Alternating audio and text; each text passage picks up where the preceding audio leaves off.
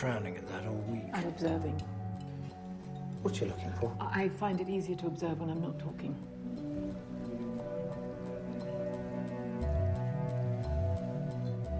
I measure uranium and I discover less radiations than I do in its ore. The ore is more powerful than the element. Exactly. And I can't There quite must be work. some anomaly in the results. I've run the same test 6 times. I get identical results. My instinct is that there is another element that's skewing the results. You think you found an undiscovered element? If you're laughing at me, then I'm... No, I'm not laughing at you. That's exciting. Your measuring equipment's useless. It's worked perfectly fine for me so far. If we're going to get the figures you need, we need something that's capable of extreme precision. There is no we. You need something that's capable of measuring microscopic aspects of No, energy. please, yes, no. I have an idea. Follow me.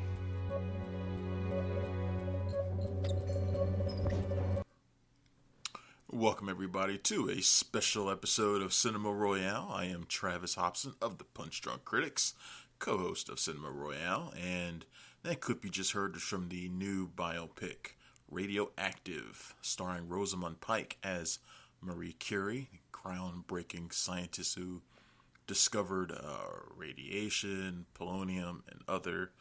It also stars Sam Riley as her husband Pierre, who you also heard in that clip. The film is directed by Marjane Satrapi, who most people know from Persepolis, Chicken with Plums, The Voices, and she directs this film as well. Another adaptation of a graphic novel, which has really become something she's been famous for. I had a chance to speak with her and Sam Riley about Radioactive, and it's 2 separate interviews.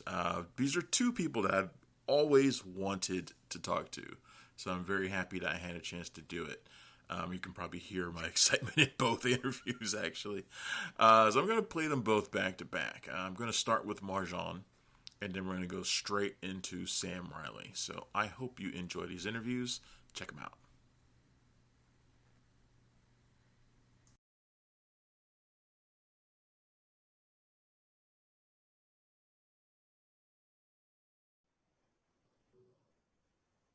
All right, Travis Hopson, Punch Drunk Critics. How you doing, Marjane? I'm doing very well, Travis. What about yourself? I am doing very well, thanks. I hope you're staying safe out there during this craziness. Well, let's talk Radioactive. I just watched the film a couple hours ago, so it's still pretty fresh in my mind. And when I was watching it, I was thinking, it seems like we're in this point where we're wanting to see more movies about really smart, intelligent, strong women like this. Was that one of the reasons why you wanted to make this movie right now? Because before we didn't have that many of them, but now all of a sudden there's really invested interest in this again. No, but thank God, because without wanting entering into feminist consideration, as you know, half of the population of the world are women. So it will be mathematically half of the story of the world should be about women, but this is not the case to start with. And then as soon as you see women, normally they start being the daughter of someone, and then they become somebody's girlfriend, and then that is somebody's fiancée, wife, the woman that you cheat on, and then she's the grandma who makes cookies. And basically they're always related to someone. I loved her because also that was a story about a woman that she herself was the center of attention and everybody else was related to her. So yes, I mean, that was, but then, this is not enough. You have to have a great script too. And I had a great script written by Jack Thorne. So yeah. It's interesting that you say that. One of the things that I really enjoyed about the movie is that it doesn't leave out her personal side either, like her relationship with her husband, obviously Pierre, although it seems like he's often kind of secondary to the work. She's really trying to find that balance, and that seems like one of those things that she kind of fights with throughout the movie. Yeah, but it's a very interesting couple because even for 2020, they are quite of a very modern couple. I mean, he was a man who wanted a woman equal to him, a collaborator, like somebody who would not belong to him, but he wanted somebody equal. I don't know many men they're looking for that even today. So Right. they're really, really, but she was very much fire and fury, and he was very calm and very, very smooth and calm. That is really their character.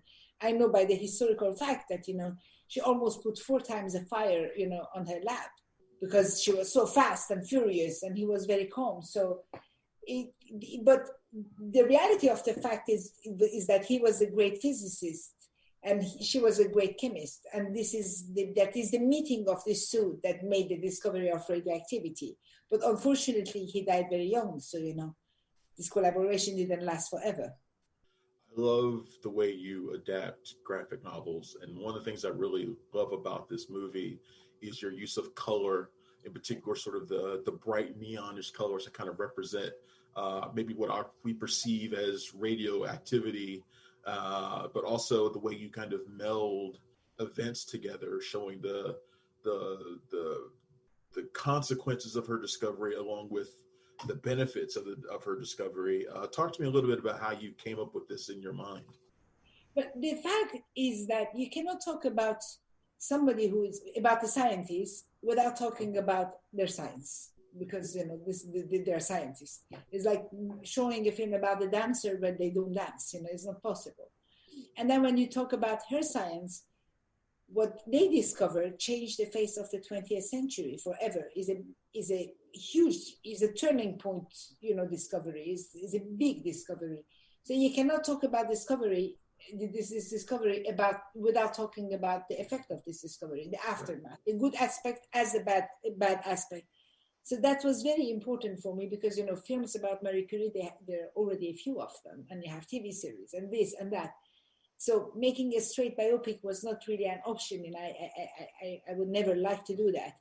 But then when you're talking about the use of color, you have this color of radium that actually is all the representation of the beginning of the 20th century is this turquoise blue, the green that is there.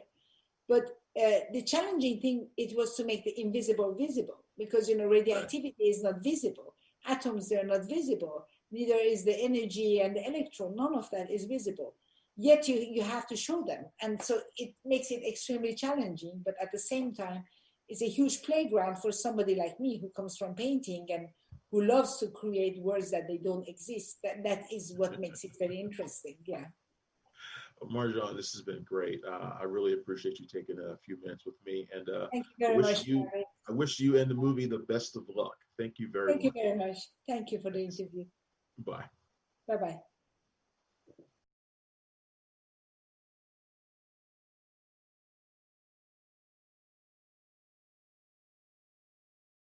Hopson, Punch Drunk Critics. How you doing, Sam? I'm a big fan of your movies, man, for a long time. Oh, thanks, Travis. Appreciate it. This interview started well. Yeah, man. Control was a big movie for me, so I'm a big. Oh, thanks. For me too. It changed my life. Yeah, I've been following your career pretty closely since then. But I really like you in Radioactive as well.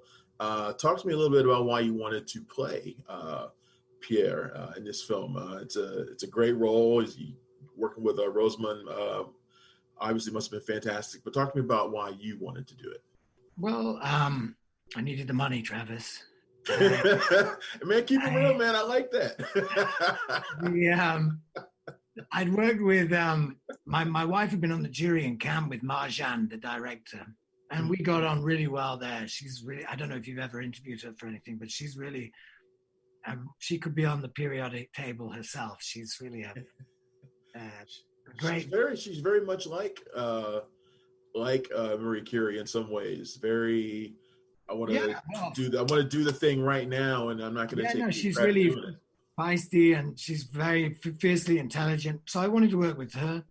Obviously, when I knew that Rosamund was playing Mary, then that made it even more interesting. But you know what? I went for an audition and they said, "Well, you're going to do a chemistry test with Rosamund." And I thought, "Fuck, that's pretty thorough, isn't it?" I mean, so I made jokes, chemistry for dummies and everything. I got there, they were just like, "Oh no, we're just checking whether you guys have chemistry with each other." No, okay. But I mean, I didn't know very much about them, Yeah. And so, reading the script and reading the books, I just thought, wow, these guys achieved an incredible amount. They were a very modern couple in a sense. He was a very, he wasn't ashamed of his wife being brilliant, and he wanted her to take the credit where it was due. And they really loved each other. It's rare, an incredible couple, really. Yeah. Do you find that there aren't very many depictions of couples like that, where two brilliant people and they aren't really competitive in that way. They are sort of just kind of working together and building off one another. You find that sort of thing to be very rare? Yeah, I think so. And I think, as Rosamund said when she's been interviewed, whenever a man is playing, whenever you're, interpreting a genius man, it's always okay for them to be awkward, difficult, not always attractive. And it was fun for her to be able to have this quite spiky performance. But I was amused by it when we auditioned. There's something I found it quite charming and funny. So that's, I think, partly why I got the job. But yeah, there are many examples like that. But I think his parents were like that. I think it comes, as you may well know or not, it helps. My mom and dad are still together, and I think her parents are as well. And I think, whether it's your grandparents or if you grow up witnessing or a couple that work really great together, and stay together through thick and thin, it's inspiring. You talked about the chemistry test that you and Rosamund had. How did those initial meetings go? You guys have great chemistry in the movie. Well, you can't really. I think that's probably why they had to check, because you can't really preempt that. You can't. It might sound like an actorly answer, but to be honest, when and I had this with Control, I worked with my wife and Samantha Morton, two much more experienced, brilliant actresses. And I realized how easy acting with people like that is, You believe what they're saying to you and you just respond to it. And, you can only benefit from working with great people. Apparently, I'd heard that there weren't a whole lot of actors who wanted to play second fiddle to a woman in a movie, but their loss. Well, Sam, this has been fantastic, man. I appreciate you taking a few minutes. Where are you, Travis? Where are you? I'm out in D.C., man. All right. I'm out in D.C. I hope you're keeping safe out there. Yeah, you do stay safe over there. Yeah, you stay safe, man. Thank you again for talking with me about Radioactive. I really appreciate it. Big fan, like I said. My pleasure. Thanks a lot, Travis. All right. All right, and those are my interviews with Marjane Satrapi and Sam Riley for Radioactive. The film is out in theaters on July 24th, so just a few days away. My review is currently up at punchdrunkcritics.com. You can find it there.